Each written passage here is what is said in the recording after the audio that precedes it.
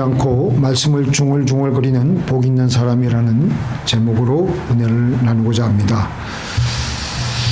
우리 내면은 결코 비어있지 않게끔 되어 있습니다. 우리는 아무 생각 없이 살아가는 것 같지만 실제로 우리의 마음속에는 많은 생각들이 스쳐 지나갑니다.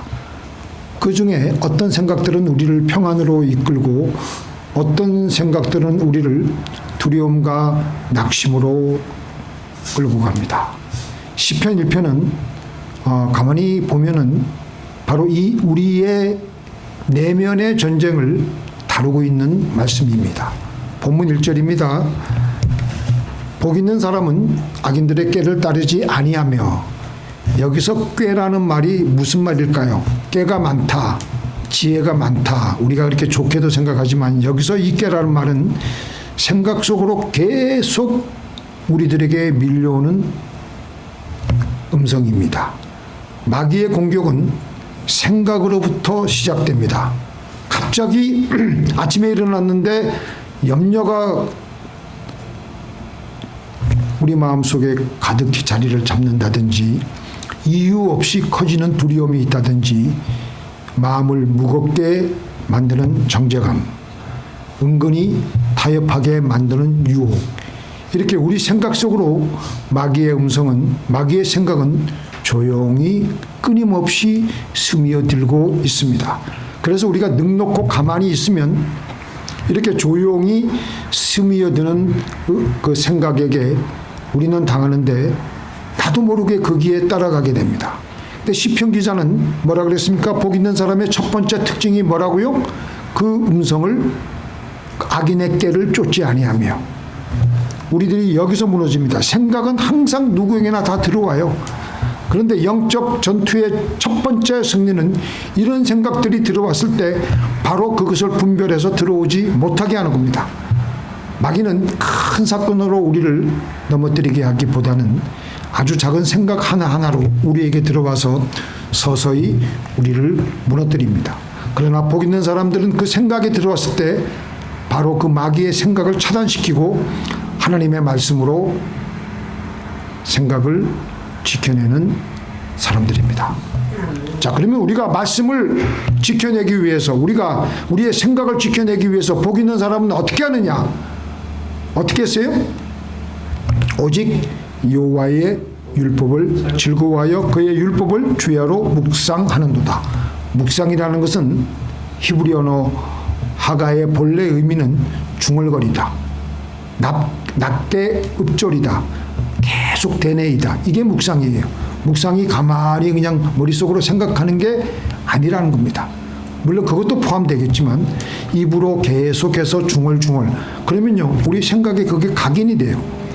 각인이 되고 우리 뇌에 그게 계속 박히면서, 그래서 입으로 중얼중얼거리는 것은 우리 생각의 관문입니다. 우리의 마음은 우리가 중얼중얼거리는, 혼자 말로 중얼중얼거리는 소리에 의해서 지배되며 그렇게 살아갑니다. 이스라엘 백성들이 광야에서 계속했던 말이 무슨 말입니까? 무슨 말 했어요? 우리 다 죽게 됐다. 애굽이 더 좋았다. 우리는 메뚜기와 같다. 우리 여기 다 망했다. 차라리 애굽으로, 우리 여기서 장관 하나를 뽑아가지고 애굽으로 돌아가자. 이런 말들을 계속해서 자기네들끼리도 하고 속으로도 하고, 그러니까 이런 말들이 계속 마음에 들려지니까 결국 그들은 마귀의 꾀에 넘어가게 되었던 겁니다. 반대로 여호수아와 갈렙은 하나님의 약속을 말하며 마음의 담대함을 가지고 가나안 정복의 주역이 되어서 하나님의 손에 이끌려 사용받게 되었던 것입니다. 그래서 우리는 의도적으로 하나님의 말씀을 내면에 계속 들려줘야 됩니다. 요셉은 원래 아버지의 품에서 사랑을 많이 받고 행복한 나날들을 보내다가 형들의 시기로 그런 애굽에 팔려가게 되어서 애굽에 있는 보디발 장군의 집에서부터 종살이를 하게 되었습니다. 우리가 요셉의 처지가 되었다고 생각하면 그 내면에 있는 마음은요 완전히 초죽음이 되었을 것이고 살 맛이 안 날 겁니다. 그런데 창세기 39장에서 요셉은 자기의 마음이 난장판이 되도록 내버려 두지 않고 굳건하게 마음을 잘 지켜내며 잘 살았습니다. 어떻게 요셉이 잘 살았느냐? 이 보디발 장군의 눈에 유난히 요셉이 보일 정도로 잘 살았습니다. 눈에 띄었습니다. 보디발 장군은 하나님을 알지 못하는 사람이에요. 그런데 보디발 장군이 귀족도 아니고 성공한 사람도 아닌 요셉을 어떻게 해서 하나님의 복이 있는 사람이라고 요셉이 그런 하나님의 복이 있는 사람이라는 것을 알아차렸겠습니까? 보디발이 요셉이라는 그 종의 하는 행위를 보고 야, 쟤는 정말 복을 받았구나. 어떻게 저렇게 복을 받은 사람이 우리 집에까지 오게 되었는가? 이렇게 보디발 장군은 요셉이 하는 그 행위를 통해서 요셉을 알아봤습니다. 거기다가 또 주변 사람들이 저 아이는 유대에서 팔려온 녀석인데 하나님을 믿는답니다. 이렇게 주변에서 보디발에게 요셉에 대해서 말을 했을 겁니다. 그래서 보디발은 요셉을 보고 하나님을 알게 되었고 그렇게 요셉은 보디발의 눈에 띄는 사람이 되었습니다.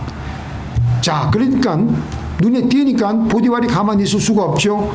요셉을 종에서 신분 상승시켜서 그를 종에서 가정총무로 일하게 했습니다. 그리고 일체 간섭을 하지 않았습니다. 그렇게 했더니 하나님이 요셉이 하는 일마다 더욱더 복을 주니까 보디발 장군의 집이 더욱더 흘러넘치게 더 복을 받는 거예요. 보디발 장군은 그런 사실을 알고 요셉을 더욱더 신뢰하고 더욱더 아끼는 겁니다. 근데 원래 요셉이 어떤 상황이었습니까? 원래 아버지에게 특별히 편애를 받고 사랑을 받고 채색옷을 요셉에게만 입힐 정도로 그런 사랑을 받다가 갑자기 꿈의 예상과는 반대로 인생이 거꾸로 뒤집혔습니다. 종이 되었습니다.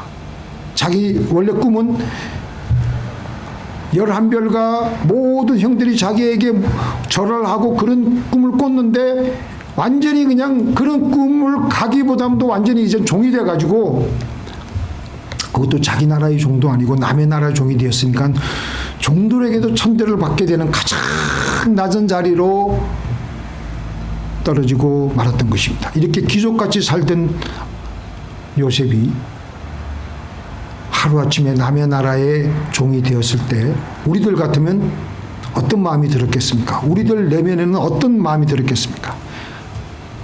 만약에 요셉이 그 처한 상황에서 요셉의 내면의 세계를 우리 한번 살펴볼 수 있습니다. 많은 악한 영들의 소리가 생각이 악인의 깨가 요셉의 내면에 넘실거리며 그를 괴롭히며 그를 초죽음으로 만들었을 것입니다. 자기 현실을 비관하게 하고 한탄하게 하고 포기하게 하고 주는 밥만 먹고 시키는 일만 간신히 마지못해 하고 좀 더 나아가서 빨리 죽기만을 기다리며 살아가는 마귀의 생각이 그의 마음 안에 들어왔을 겁니다. 자, 우리는 마귀의 생각, 마귀의 깨, 악인의 깨, 이 마귀가 던져준 생각과 나라는 존재를 분리해서 대처해야 됩니다. 마귀는 생각을 던져줄 때 우리에게 교묘하게 3인칭이 아닌 1인칭으로 속삭입니다. 그래서 우리가 속아 넘어가는 거예요. 나는 왜 이 모양일까? 내가 왜 이렇게 갑자기 두렵지? 내가 왜 갑자기 이렇게 두려움이 있지? 나는 왜 저 사람 하는 게 저렇게 밉지? 저 사람이 나한테 아무 짓도 안 했는데 하는 게 갑자기 미워질 때가 있잖아요. 나는 실패자야. 이런 식으로 생각을 넣어주기에 1인칭으로 넣어주기 때문에 그 음성을 나로 착각을 하게 됩니다. 그러니까 착각을 하니까 내가 이런 생각을 하다니 나는 나쁜 사람이구만 하면서 점점 더 삶의 의욕을 잃어버리고 삶의 소망을 포기하고 그렇게 하게 하는 것이 마귀의 노림수입니다. 그래서 나는 쓸모가 없구만 그렇게 말하지 말고 지금 마귀가 나에게 쓸모가 없다라는 생각을 던지고 있구나 라고 분별하는 거예요. 내 안에 마귀의 목소리만 있는 것이 아니라 말할 수 없는 탄식으로 간구하시는 하나님의 생각이 또한 있습니다. 너는 내 사랑하는 아들, 딸이다. 라는 1인칭의 진짜 하나님께서 주시는 진리의 음성에 우리의 주파수를 맞춰야 됩니다. 아멘. 우리는 마음에 이렇게 마귀의 생각이 지속적으로 들리고 거기에 속아 넘어간 채로 살아가고 있는 것이 우리 현실이에요. 이런 악령의 교묘한 생각들이 우리를 괴롭히고 숨이 막히게 하는 것이 우리 현실이에요. 그것 때문에 많은 사람들이 거기에 속아 넘어가서 우울증 걸리고 공황장애 걸리고 자살 충동에 시달리다가 결국은 험악한 일을 저지르는 경우를 우리가 많이 보고 있지 않습니까? 이런 마귀의 생각, 악인의 깨로 정말 요셉이 이 괴로움을 가지고 자기의 일상생활을 그 종의 생활을 했다면 일이 잘 되었겠습니까? 만일 그랬다면 요셉이 보디발 장군의 눈에 띄었겠습니까? 요셉은 결코 그렇게 자기 마음의 원한과 한숨과 자포자기가 자기의 마음에 방치되지 않게 했습니다. 물론 요셉의 내면에도 그런 악인의 깨가 그의 귀에 들렸을 것이죠. 그런데 그는 악인의 깨를 따르지 않았습니다. 들렸는데 따르지 않았습니다. 이게 중요한 거예요. 이게 바로 요셉이 1초도 쉬지 않고 하나님을 생각하며 하나님과 동행했기 때문에 가능한 것이에요. 그래서 그의 생각 속에 들어오신 하나님이 빛이 되셔서 어둠의 영에 주는 생각을 다 사라지게 하고 생명의 생각으로 가득 들어차게 해주셨던 것입니다. 오늘 본문 1절에 다시 한번 보겠습니다. 복 있는 사람은 악인의 깨를 쫓지 않고, 복 있는 사람에게도 이 악인의 깨는 늘 들려와요. 복 있는 사람은 늘 하나님의 말씀을, 하나님의 생각을 중얼중얼함으로 하나님의 생각이 넘쳐남으로 악인의 생각은 사라지며 하나님의 지혜로 살아가는 것입니다. 자, 우리 오늘 이 말씀 한번 읽어보겠습니다. 이사야 59장 21절 제가 읽어드릴게요. 잘 한번 보세요. 여호와께서 또 가라사대 내가 그들과 세운 나의 언약이 이러하니 곧 내 위에 있는 나의 심과 내 입에 둔 나의 말이 이제부터 영영토록, 우리 다 함께 시작. 내 입에서와 내 후손의 입에서와 내 후손의 후손의 입에서 떠나지 아니하리라 하시니라. 여호와의 말씀이니라. 우리의 입에서, 우리 후손의 입에서, 우리 후손의 후손의 입에서 하나님의 말씀이 떠나지 아니하시겠다고. 이게 무슨 말씀이십니까? 그래야 너희들이 마귀들의 깨에서 빠져나올 수가 있고 하나님의 지혜로 살아가게 하시겠다는 것입니다. 그런데 이사야 59장 21절 바로 그 다음 자리 뭐예요? 이사야 60장 1절에서 3절이에요. 일어나라, 시작. 일어나라, 빛을 발하라. 이는 내 빛이 이르렀고 여호와의 영광이 내 위에 임하였음이니라. 보라, 온 어둠이 땅을 덮을 것이며 캄캄함이 만민을 가려우려니와 오직 여호와께서 내 위에 임하실 것이며 그 영광이 내 위에 나타나리니 열방은 내 빛으로 열왕은 미치는 내 강명으로 나오리라. 자, 하나님의 말씀이 우리 입에서 떠나지 않는다는 것은 우리의 영혼에, 우리의 생각의 공간에 하나님의 생각으로 가득 찼다는 겁니다.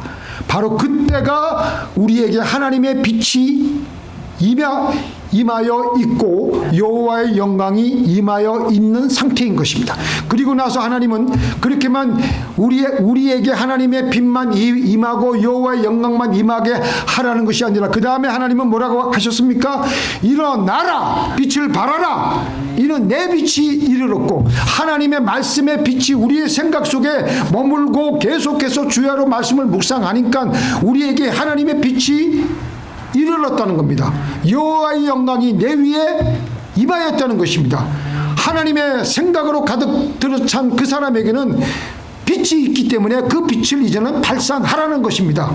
발하라는 것입니다. 말씀이 육신이 되게 하라는 것입니다. 그래서 우리는 하나님의 말씀하신 그대로, 말씀에 우리가 묵상한 그대로 우리는 행동하고 우리의 몸으로 그 말씀을 나타내어야 되는 것입니다. 그렇게 하게 될 때 하나님은 우리에게 더욱더 분명하게 임하십니다. 그 말씀이 우리 입을 통해서 우리 생각으로 흘러들어와서 우리의 내면을 체험으로 우리에게 이 빛이 임하고 영광이 임함으로 또 우리 삶으로 순종할 때 이 빛은 바래지는 것입니다. 사방의 우리의 행동을 통해서 나타나는 거예요. 그때서야 사람들이 그 빛을 향해 나오게 되는 거예요. 도움받으려고. 말씀을 중얼중얼거린 대로 행함으로 우리 속에서 빛을 발하게 되므로 많은 사람들이 우리에게 나오는 것입니다. 우리는 빛을 발해야 됩니다. 요셉은 이렇게 살았습니다. 보디발의 집에서 요셉이 종노릇 할 때 1초도 쉬지 않고 하나님을 생각하며 그는 생각하기를 비록 나는 종이지만 하나님이 나와 함께 하신다. 이곳에서도 하나님께서 내게 맡기신 일이 있다. 이 작은 일이라도 어떤 일? 무슨 작은 일? 식기 닦고 빗자루질하고 마당 청소하고 이런 작은 일이라도 나는 하나님 앞에서 한다. 이런 생각을 하고 살았기 때문에 그에게는 벌써 하나님의 빛이 임하였고 하나님의 영광이 임하였던 겁니다. 그래서 요셉은 종으로서 하찮은 일을 했어요. 씻기 닦고 청소하고 물 기르고 이런 허드렛 일을 하지만 그는 그 일을 할 때 하나님의 말씀대로 대충 하지 않았습니다. 남일 하듯이 하지 않았습니다. 열심히 했습니다. 성실히 했습니다. 그러니까 요셉의 그 행위를 통해서 뭐가 나요? 하나님의 빛이 나오는 겁니다. 빛나는 거예요. 빛이 나오는 거예요. 뭔가가 하면은 다른 사람들에게 감동을 주는 그 행위를 하니까 보디발 장군이 보니까 아무것도 아닌 종이 나와서 일을 하는데 보니까 깔끔하게 하고 남에게 감동을 주니까 보디발 장군의 눈에 띄는 거예요. 감옥에서도 요셉이 자기에게 주어진 맡은 일을 어떻게 했어요? 최선을 다해서 하니까 빛나게 행동하니까 전옥이 그에게 감옥일을 다 맡겼습니다. 훗날 요셉은 나라의 총리 일도 할 때 빛나게 잘하니까 하나님의 지혜로 기가 막히게 하니까 애굽 왕이 요셉에게 아예 모든 것을 다 맡겨버렸어요. 임금자리 외에는. 그만큼 왕의 눈에도 띄었습니다. 빛이 나게 하는 행동을 하였던 거예요. 하나님의 말씀은 빛이신데 이 빛을 내 생각에게만 가지고 있으면 안 됩니다. 이 빛을 비추어야 됩니다. 그래서 사람들이 우리에게로 다가와서 우리를 통해서 하나님께 더욱더 나아올 수 있도록 우리가 1초도 쉬지 않고 하나님의 말씀을 중얼중얼거릴 때 여러분들 한번 그렇게 해보셨어요? 근데 사실 하나님의 말씀은 어떤 특정한 핵심 구절 외에는 그렇게 재미가 없어요.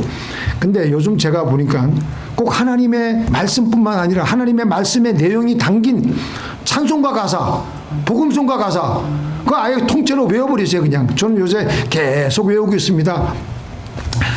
요즘 제가 외우고 있는 그 복음송가 내려놓음이라는 복음송가 다음에 우리 이제 저희 반주자가 몸이 완전히 회복되면 그때 제가 한번 제대로 부르려고 하는데 가사 한번 제가 한번 소개해 드릴게요. 나를 버리고 그의 길을 가는 것 세상 그 무엇보다 어려운 내려놓음 내 안에 예수 그분만 생각할 때 하늘의 그 손이 일하시네. 너무너무 좋아요. 나는 그거를 수백 번 수천 번 지금 하고 있어요. 계속해서 1초도 쉬지 않고 하면은요 마음에 따뜻한 하나님의 평안과 기쁨이 몰려옵니다. 그래서 복음성가 가사를 따라 부르며 외우시는 것도 좋은 중얼거림이 되고 묵상이 되고 그래서 마귀의 생각은요 우리의 이 중얼중얼거리는 소리를 듣고 찬송가 그 내용을 듣고 하나님의 말씀을 중얼중얼거리는 것을 듣고 어떻게 할 수가 없으니까 발을 못 붙이며 서서히 사라지게 되는 겁니다. 에베소서 6장에 보면요 영적 전투의 무기가 나오고 있는데 믿는 우리들이 전신갑주를 취하고 나가는데 진리의 허리띠 의의 흉배 믿음의 방패 구원의 뭐요? 투구 이런 무기들이 있어요. 근데 그건 다 방어형이에요. 방어형. 근데 그 중에 하나님의 말씀은 뭐라고요? 성령의 검이라 해서 성령의 검 유일한 공격형 무기입니다. 그걸 우리가 알아야 돼. 아무리 그냥 사자가 덤비고 호랑이가 덤비고 그냥 육중한 것들이 덤벼도 우리가 검이 있으면 겁날 게 없어. 그냥 다 베어버리면 되니까. 그래서 하나님의 말씀은 우리 안에 그런 잔존에 있는 마귀의 생각들이 있을 때 그들을 베어버리며 사라지게 할 수가 있습니다. 찬송가를 힘있게 부르면요 마귀의 생각들은 다 도망가 버립니다. 두려움이 밀려올 때 건강 염려가 있고요. 자녀 문제, 재정 걱정, 미래 불안 때문에 갑자기 마음이 두려워지고 무거워질 때 그때 마귀가 우리에게 찾아와서 어떤 생각을 던지냐면요. 큰일 났다 야. 나 정말 큰일 났구나. 망할 것. 난 이제 망했구나. 그런 생각을 집어넣어 주려고 할 때 이때 성령의 검인 말씀을 사용하는 거예요. 자, 하나님이 시작. 하나님이 우리에게 주신 것은 두려워하는 마음이 아니요 오직 능력과 사랑과 절제하는 마음이니 이렇게 하면서 나에게 오는 두려움은 떠나가라. 예수 이름으로 명하노니 떠나가라. 한 번만 하면 안 되고 3번, 7번 그렇게 하세요. 예수 이름으로 명하노니 내 마음을 흔드는 이 두려움의 영아 너는 나와 아무런 상관이 없다. 당장 내게서 떠나가라. 또 그 밑에 내가 사망 시작. 내가 사망의 음침한 골짜기로 다닐지라도 내가 해를 두려워하지 않을 것은 주께서 나와 함께 하심이라. 주의 지팡이와 막대기가 나를 안위하시나이다. 이런 말씀을 반복해서 선포하면요 우리 안에 그전에 자리 잡고 있던 두려움이 슬며시 사라집니다. 그건요 생각으로 하는 것보다 입술로 선포하면 훨씬 더 강력하게 역사합니다. 이렇게 성령의 검으로 한 번 휘둘러도 없어지지 않을 때는요 3번, 7번, 10번 계속 반복 선포를 하는 거예요. 예수님께서 40일 금식 기도한 후에 마귀가 예수님께 어떻게 공격했어요? 예수님의 가장 취약점이 뭐예요? 네? 40일 금식 기도했으니까 가장 예수님의 배고프잖아. 배고파. 그러니까 가장 약한 부분이 네가 정말 하나님의 아들이거든. 이 돌을 명하여서 떡을 되게 해서 먹어라. 왜 그렇게 있느냐. 그러니까 예수님께서 사람이 떡으로만 살 것이 아니요 하나님의 입에서 나오는 말씀으로 살 것이다. 2번째, 3번째도 다 하나님 말씀을 그대로 인용하면서 기록되었을 때 그 하나님 말씀을 선포하니까 성령의 검으로 그 생각을 칼로 막 베어버리니까 마귀들의 생각이 혼비백산해서 다 도망친 거예요. 우리 안에 어떤 마귀의 두렵게 하는 생각이 있습니까? 우리 안에 어떤 마귀의 달콤하게 유혹하는 생각이 있습니까? 성경을 늘 중얼중얼거리다가 마귀가 우리에게 생각으로 다가올 때 우리도 예수님처럼 말씀을 선포해서 마귀의 생각이 흔적도 없이 사라지게 하십시다. 자, 우리 결론적으로 우리 안에는요 이 오늘 시편 1편 1절 2절 3절을 보면요 우리 안에는 늘 마귀의 생각 그리고 하나님의 생각이 서로 상존하면서 충돌하는 곳이 바로 우리의 마음이에요. 그렇죠? 그래서 우리의 마음은 전쟁터입니다. 전쟁할 때 어떻게 합니까? 전쟁할 때는요 상대방 영토를 침입하면서 시작됩니다. 마귀는 우리 마음이라는 영토를 침입하기 시작할 때 가장 먼저 생각의 불화살을 우리에게 쏩니다. 쏠 때 마귀는 특별히 우리를 둘러싸고 있는 외부의 유혹이나 우리의 취약한 점을 덜먹거리며 너는 끝났어 라는 생각에 불화살을 쏘기 시작합니다. 가룟 유다의 마음속에 하나님 말씀 뭐라 그러죠? 예수를 팔려는 생각을 넣었더라 라는 말씀처럼 생각은 전쟁의 첫 번째 공격의 신호탄입니다. 그렇게 해서 바로 성령의 검인 말씀으로 이 생각을 적시 우리가 베어내지 못하면 그 생각이 어떻게 돼요? 마음의 뿌리로 내려가서 그 생각은 우리 마음속에 진지를 구축합니다. 그래서 그 진지를 성경에서는 뭐라 그러냐면 견고한 진, 견고한 진이라고 그러죠. 이 견고한 진을 구축한 다음에 마귀의 생각은 더욱더 우리를 무자비하게 난폭하게 나를 이리저리 끌고 다니며 나를 힘들게 하며 내 삶을 난장판으로 만들어 버리게 되는 것입니다. 그래서 우리는 이 전쟁에서 승리를 하기 위해서 1초도 쉬지 않고 하나님을 생각하고 말씀을 중얼중얼 자기 자신에게 계속 듣게 해서 마귀의 공격을 속아내며 복 있는 사람으로 형통하게 살아가시는 저와 여러분이 되기를 예수님의 이름으로 축원드립니다.